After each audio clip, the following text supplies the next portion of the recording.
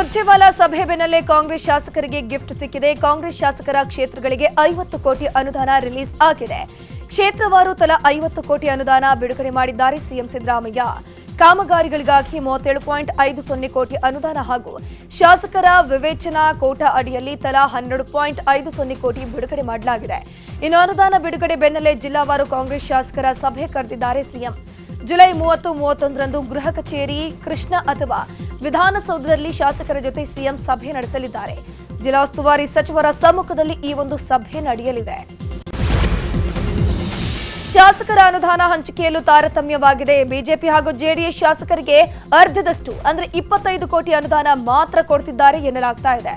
ಕಾಂಗ್ರೆಸ್ನ ಶಾಸಕರಿಗೆ ಮೈಸೂರು, ಬಿಜೆಪಿ ಶಾಸಕರಿಗೆ ಜಲೇಬಿ ಹಾಗೆಯೇ ಮೈಸೂರು ಪಾಕ್ ಅನ್ನೋ ರೀತಿ ಜೆಡಿಎಸ್ ಶಾಸಕರಿಗೆ ಉಳಿ ದ್ರಾಕ್ಷಿಯ ಅಂತ ಜೆಡಿಎಸ್ ಕಿಡಿಕಾರಿದೆ. ಕಾಂಗ್ರೆಸ್ ಶಾಸಕರ ಕ್ಷೇತ್ರಗಳಿಗೆ ತಲಾ 50 ಕೋಟಿ ಅನುದಾನ ನೀಡಿರುವಂತಹ ವಿಚಾರವಾಗಿ ವಿಪಕ್ಷ ನಾಯಕ ಅಶೋಕ್ ಕಿಡಿಕಾರಿದ್ದಾರೆ. ಕಾಂಗ್ರೆಸ್ಗೆ 50 ಕೋಟಿ, ಜೆಡಿಎಸ್ ಬಿಜೆಪಿಗೆ 25 ಕೋಟಿ ಬಿಡುಗಡೆ ಮಾಡಿದ್ದಾರೆ. ಅನುದಾನ ಬಿಡುಗಡೆ ವಿಚಾರದಲ್ಲೂ ತಾರತಮ್ಯ ಮಾಡಿದ್ದಾರೆ. ನೀವು ಯಾವ ಮುಖ ಇಟ್ಕೊಂಡು ಕೇಂದ್ರ ಸರ್ಕಾರದ ಬಗ್ಗೆ ಮಾತನಾಡ್ತೀರಾ ಅಂತ ಅಶೋಕ್ ವಾಗ್ದಾಳಿ ನಡೆಸಿದ್ರು. ಇನ್ನು ಇದೇ ವಿಚಾರವಾಗಿ ಕೇಂದ್ರ ಸಚಿವ ವಿ ಸೋಮಣ್ಣ ಕೂಡ ರಾಜ್ಯ ಸರ್ಕಾರದ ವಿರುದ್ಧ ಗುಡುಗಿದ್ದಾರೆ. 50 ಕೋಟಿ ರೂಪಾಯಿ ಹಣವನ್ನು ಬಿಡುಗಡೆ ಮಾಡಿದ್ದೀನಿ ಅಂತೇಳಿ ಸರ್ಕ್ಯುಲರ್ ಬಂದಿದೆ. ಅಲ್ಲೂ ತಾರತಮ್ಯ ಮಾಡಿದ್ದಾರೆ. ಬಿಜೆಪಿಯವರಿಗೆ 25 ಕೋಟಿ ಏನೋ ಕೊಡ್ತೀನಿ ಅಂತ ಸುದ್ದಿ, ಇನ್ನೂ ಅದು ಗ್ಯಾರಂಟಿ ಗೊತ್ತಿಲ್ಲ. JDS ಮತ್ತು ಬಿಜೆಪಿಗೆ 25 ಕೋಟಿ, ರೂಲಿಂಗ್ ಪಾರ್ಟಿಗೆ 50 ಕೋಟಿ ಕೊಡ್ತೀರಿ ಅಂತ ಹೇಳಿದ್ದಾರೆ. ಇಲ್ಲೂ ಕೂಡ ತಾರತಮ್ಯ ಮಾಡ್ತಾರೆ. ತಾರತಮ್ಯದ ಬಗ್ಗೆ ದೊಡ್ಡ ಧ್ವನಿ ಎತ್ತುತ್ತಾರೆ. ಸಿದ್ದರಾಮಯ್ಯನವ್ರು ಕೇಂದ್ರಕ್ಕೆ ಹೋಗಿ ನಮ್ಗೆ ಇಷ್ಟು ಅನ್ಯಾಯ ಆಗಿದೆ, ಈಗ ಅನ್ಯಾಯ ಆಗಿದೆ. ನೀವು ಇಲ್ಲಿ ಮಾಡಿ ತೋರಿಸ್ಬಿಟ್ಟಿದ್ದಾರಲ್ಲ. ಈಗ ಕೂಡಲೇ ರಾಜ್ಯ ಸರ್ಕಾರ, ಮುಖ್ಯಮಂತ್ರಿಗಳು ಎಲ್ಲರಿಗೂ ಅನುದಾನವನ್ನು ಈಕ್ವಲ್ ಆಗಿ ಕೊಡಬೇಕು. 50 ಕೋಟಿ ರೂಪಾಯಿ ಹಣವನ್ನು ಹುಬ್ಬಳ್ಳಿಯಲ್ಲಿ ವಿಧಾನಸಭೆ ವಿರೋಧ ಪಕ್ಷದ ಉಪನಾಯಕ ಅರವಿಂದ್ ಬೆಲ್ಲದ್ ಮಾತನಾಡಿ ಸಿದ್ದರಾಮಯ್ಯ ಕೇವಲ ಕಾಂಗ್ರೆಸ್ ಶಾಸಕರಿಗಷ್ಟೇ ಮುಖ್ಯಮಂತ್ರಿನಾ ಅಂತ ಪ್ರಶ್ನೆಯನ್ನ ಮಾಡಿದ್ರು. ಕಾಂಗ್ರೆಸ್ ಶಾಸಕರಿಗೆ 50 ಕೋಟಿ ಮತ್ತು ವಿರೋಧ ಪಕ್ಷದ ಶಾಸಕರಿಗೆ 25 ಕೋಟಿ ಅನುದಾನ ಕೊಡ್ತಿರೋ ವಿಚಾರದಲ್ಲಿ ಯಾವುದೇ ಮಾಹಿತಿ ಇಲ್ಲ. ಸಂಬಂಧಪಟ್ಟ ಇಲಾಖೆಗಳಲ್ಲಿಯೂ ಈ ಬಗ್ಗೆ ಮಾಹಿತಿ ಇಲ್ಲ ಅಂತ ಹೇಳಿದ್ರು.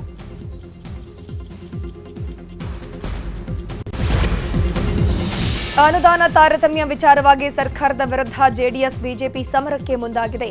ಶಾಸಕರ ಒತ್ತಡದ ಬೆನ್ನಲ್ಲೇ ದೋಸ್ತಿ ನಾಯಕರು ಸೋಮವಾರ ವಿಧಾನಸೌಧದ ಗಾಂಧಿ ಪ್ರತಿಮೆ ಬಳಿ ಧರಣಿ ಮಾಡಲಿದ್ದಾರೆ. ಸರ್ಕಾರವನ್ನು ಪ್ರಶ್ನಿಸಿ ತಮ್ಮ ಕ್ಷೇತ್ರಕ್ಕೆ ಅನುದಾನ ಒದಗಿಸೋಕೆ ಡಿಮ್ಯಾಂಡ್ ಮಾಡಲಿದ್ದಾರೆ. ಕಾಂಗ್ರೆಸ್ ಶಾಸಕರಿಗೆ ಅನುದಾನ ವಿಚಾರವಾಗಿ ಬೆಂಗಳೂರು ದಕ್ಷಿಣ ಜಿಲ್ಲೆ ಚನ್ನಪಟ್ಟಣದ ಹೊಂಗನೂರು ಗ್ರಾಮದಲ್ಲಿ ಡಿಕೆ ಶಿವಕುಮಾರ್ ಅವರು ಪ್ರತಿಕ್ರಿಯೆ ನೀಡಿದ್ದು, ಅದು ಮೊದಲೇ ನಿರ್ಧಾರವಾಗಿತ್ತು. ಹೀಗಾಗಿ ಕೊಡ್ತಾ ಇದ್ದೀವಿ, ವಿಪಕ್ಷದವರಿಗೂ ಕೊಡ್ತೀವಿ, ಯಾರು ಕೂಡ ಗಾಬರಿ ಆಗೋದು ಬೇಡ ಅಂತ ಹೇಳಿದ್ರು. ಮೊದಲು ಅವರು ಏನ್ ಮಾಡಿದ್ರು ಮರ್ತಿದಾರಾ ಅಂದಿರುವಂತಹ ಡಿಕೆ ಶಿವಕುಮಾರ್ ನನಗೆ ಮೆಡಿಕಲ್ ಕಾಲೇಜು ಕೊಟ್ಟು ಕಿತ್ಕೊಂಡ್ರು ಅಂತ ಹೇಳಿದ್ರು. ನೋಡಿ, ಬಜೆಟ್ ಅಲ್ಲೇ ತೀರ್ಮಾನ ಮಾಡಿದ್ದು ಒಂದು 8,000 ಕೋಟಿ ರೂಪಾಯಿ ಅಷ್ಟು ವಿರೋಧ ಪಾರ್ಟಿಯವ್ರಿಗೂ ಕೊಡ್ತೀವಿ, ಆಡಳಿತದವ್ರಿಗೂ ಕೊಡ್ತೀವಿ, ಎಲ್ಲರೂ ಕೂಡ ಕೊಡ್ತೀವಿ. ಅಭಿವೃದ್ಧಿ ಕೆಲಸ ಆಗ್ಬೇಕು ಅಂತ ಬಜೆಟ್ ಅಲ್ಲೇ 8,000 ಕೋಟಿ ಮೀಸಲಾಗಿ ಹಣ ಇಟ್ಟಿತ್ತು. ಈಗ ಶುರು ಮಾಡ್ತಾ ಇದೀವಿ. ಆ ತಾಳ್ಮೆಯಿಂದ ಇರಬೇಕು. ಅವ್ರು ಕೊಟ್ಟದ್ದು ಫಸ್ಟ್ ಹೇಳಿ, ಅವರು ನನಗೆ ಮೆಡಿಕಲ್ ಕಾಲೇಜ್ ಕಿತ್ಕೊಬಿಡ್ಲಿಲ್ಲ, ಅವರು ಕುವೆಂಪು ಜಾಗೃತ ಕಿತ್ಕೊಬಿಡು, ಅದನ್ನ ಮರ್ತು ಬಿಟ್ಟಿದ್ದಾರೆ ಅವರು. ನಾವು ಆ ಕೆಲಸ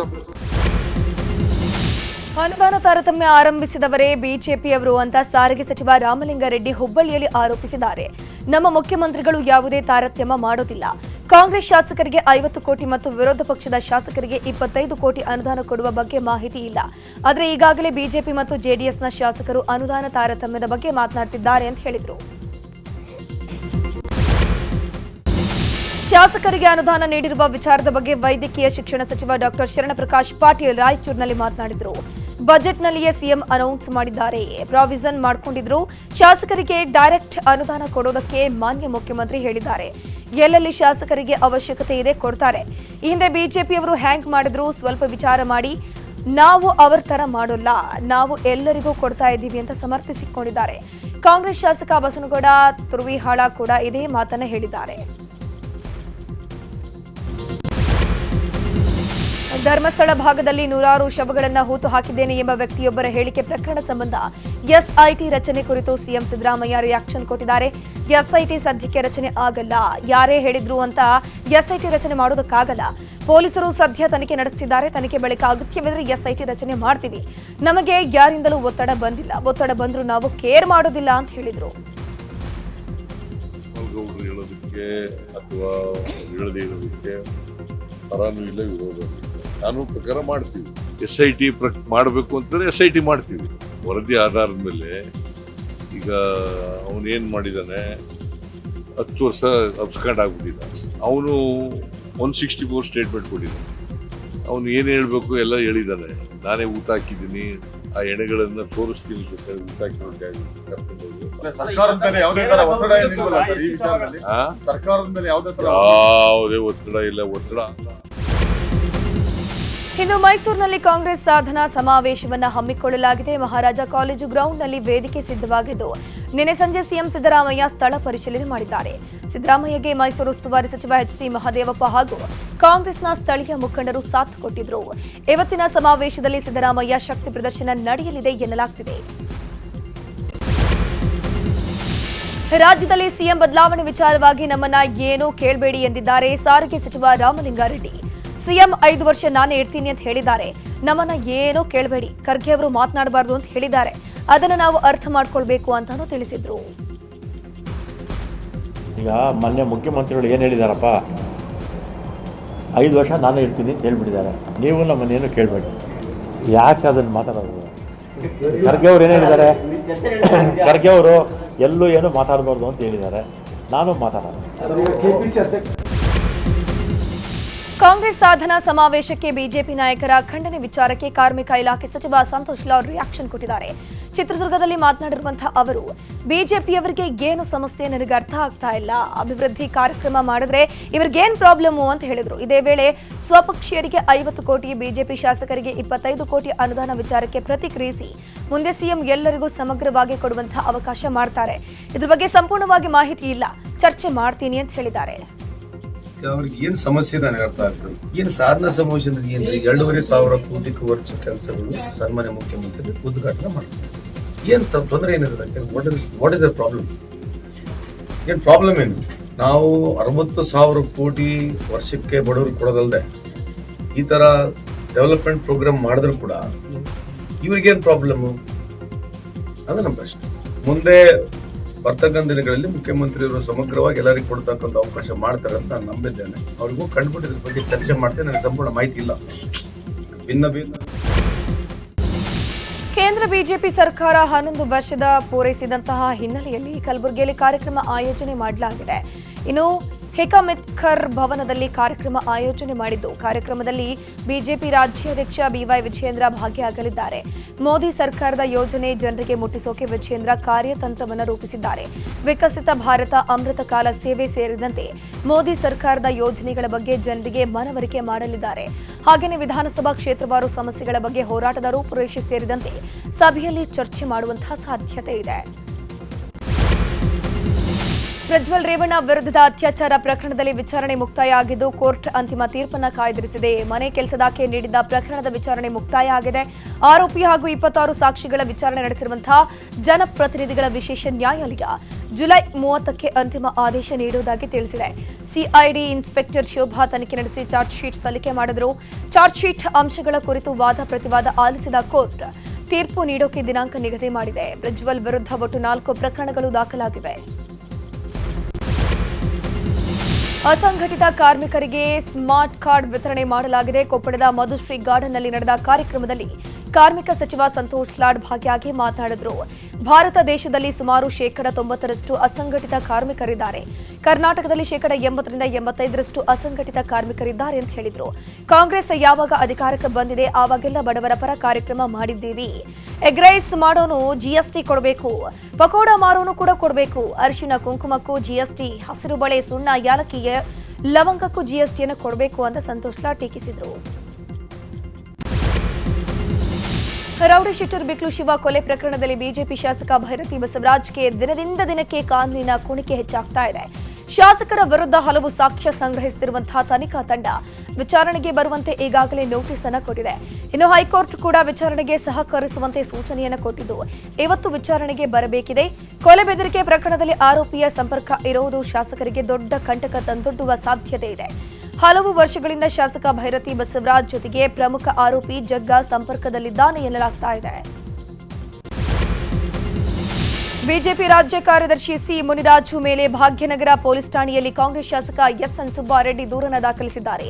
ತಮ್ಮ ವಿರುದ್ಧ ಸುಳ್ಳು ದಾಖಲೆಗಳು ಸೃಷ್ಟಿಸಿರುವ ಆರೋಪದಡಿ ದೂರು ದಾಖಲಾಗಿದೆ. ಎಲೆಕ್ಷನ್ ವೇಳೆ ಸುಬ್ಬಾರೆಡ್ಡಿ ಹಾಗೂ ಪತ್ನಿ ಲೀಲಾ ಖಾತೆಗಳಿಗೆ ಅಕ್ರಮ ಹಣ ವರ್ಗಾವಣೆಯಾಗಿದೆ. ನಕಲಿ ದಾಖಲೆಗಳ ಸೃಷ್ಟಿಯನ್ನ ಮಾಡಿದ್ದಾರೆ. ವಿದೇಶಗಳಲ್ಲಿ ಬಂಡವಾಳ ಹೂಡಿಕೆ ಮತ್ತು ದುಬಾರಿ ಕಾರುಗಳನ್ನು ಹೊಂದಿದ್ದಾರೆ ಅಂತ ನಕಲಿ ದಾಖಲೆಗಳನ್ನು ಸೃಷ್ಟಿ ಮಾಡಿ ಮುನಿರಾಜು ಕಂಪ್ಲೇಂಟ್ ಮಾಡಿದ್ರು. ಹೀಗಾಗಿ ತಮ್ಮ ವಿರುದ್ಧದ ಮುನಿರಾಜು ಸುಳ್ಳು ಆರೋಪ ಮಾಡೋಕೆ ನಕಲಿ ದಾಖಲೆಗಳನ್ನು ಸೃಷ್ಟಿ ಮಾಡಿದ್ದಾರೆ ಅಂತ ಶಾಸಕ ಎಸ್ಎನ್ ಸುಬ್ಬಾರೆಡ್ಡಿ ದೂರನ್ನ ದಾಖಲಿಸಿದ್ದಾರೆ. ಹೀಗಾಗಿ ಎಫ್ಐಆರ್ ಕೂಡ ದಾಖಲಾಗಿದೆ. ರಾಯಚೂರಲ್ಲಿ ನಡೆದ ಕೆಡಿಪಿ ಸಭೆಯಲ್ಲಿ ಉಪ ಅರಣ್ಯ ಸಂರಕ್ಷಣಾಧಿಕಾರಿ ಪ್ರವೀಣ್ ರಮ್ಯಾಡ್ತಾ ಕೂತಿದ್ರು. ಇದನ್ನ ಗಮನಿಸಿದ ಜಿಲ್ಲಾ ಉಸ್ತುವಾರಿ ಸಚಿವ ಡಾಕ್ಟರ್ ಶರಣಪ್ರಕಾಶ್ ಪಾಟೀಲ್ ಅಧಿಕಾರಿಯನ್ನ ತರಾಟೆಗೆ ತೆಗೆದುಕೊಂಡರು. ಸಭೆಯ ವೇದಿಕೆಯಲ್ಲೇ ಗರಂ ಆದ ಸಚಿವರು ನೋಟಿಸ್ ಇಶ್ಯೂ ಮಾಡಿ ಅಧಿಕಾರಿಗಳನ್ನ ಸಸ್ಪೆಂಡ್ ಮಾಡುವಂತೆ ಜಿಲ್ಲಾಧಿಕಾರಿಗೆ ಆದೇಶಿಸಿದರು. ಸಚಿವರು ಕ್ಲಾಸ್ ತೆಗೆದುಕೊಳ್ಳುತ್ತಿದ್ದಂತೆ ಅಧಿಕಾರಿ ಪ್ರವೀಣ್ ಸಭೆಯಿಂದ ಎದ್ದು ಹೊರ ನಡೆದರು.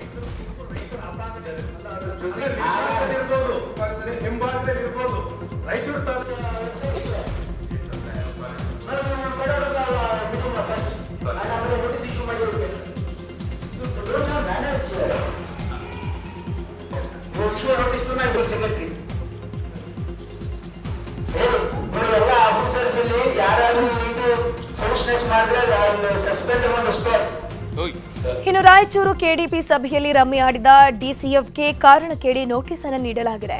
ಅರಣ್ಯ ಸಚಿವ ಈಶ್ವರ ಖಂಡ್ರೆ ಸೂಚನೆ ಮೇರೆಗೆ ನೋಟಿಸ್ ಅನ್ನು ನೀಡಲಾಗಿದೆ.